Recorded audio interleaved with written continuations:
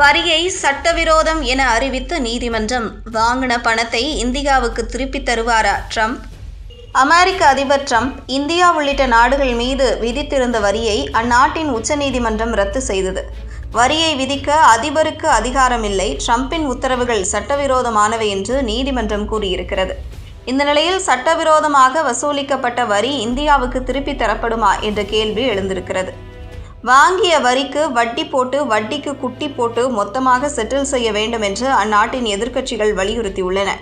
எனவே எப்போது வரியை திருப்பிக் கொடுப்பார் என்று திருப்பூர் வர்த்தகர்கள் எதிர்பார்த்து காத்திருக்கிறார்கள்.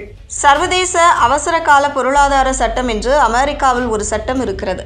இந்த சட்டத்தை பயன்படுத்திதான் இந்தியா உள்ளிட்ட நாடுகள் மீது ட்ரம்ப் வரியை போட்டு சர்வதேச அளவில் வர்த்தக போரை தொடங்கி வைத்தார். ஆனால் அமெரிக்காவின் எதிர்க்கட்சிகள் ஆரம்பத்தில் இருந்து இந்த சட்டத்தை ட்ரம்ப் பயன்படுத்த முடியாது என்று கூறி வந்திருக்கிறது. இது தொடர்பாக வழக்கையும் பதிவு செய்திருக்கிறது. வழக்கு 6 நீதிபதிகள் முன்பு விசாரணைக்கு வந்தது. அப்போது பெரும்பான்மையான நீதிபதிகள் ட்ரம்ப் செய்தது சட்டவிரோதம் என்று கூறி தீர்ப்பளித்தனர். இந்த தீர்ப்பு வந்த நொடியிலிருந்து வரிகள் அனைத்தும் நிறுத்தப்பட்டன. ஆனால் சும்மா இல்லாத ட்ரம்ப் மீண்டும் தனது அதிகாரத்தை பயன்படுத்தி முதலில் 10%, பின்னர் 15% என வரியை போட்டுவிட்டார். இருப்பினும் இந்தியா முன்னர் எதிர்கொண்ட 50% மற்றும் 18% வரியை விட இது குறைவுதான். எனவே முன்னர் வசூலிக்கப்பட்ட தொகை திரும்பி வழங்கப்படுமா என்பதுதான் தற்போதைய கேள்வி.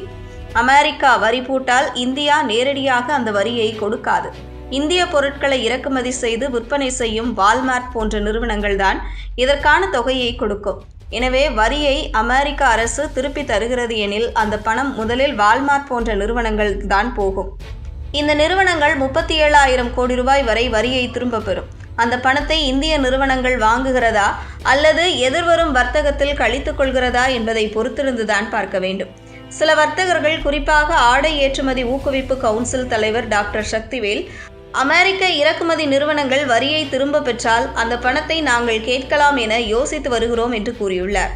ஆனால் அமெரிக்க அரசு இந்த வரியை திருப்பி கொடுக்குமா என்பதே கேள்விக்குறியாக இருக்கிறது.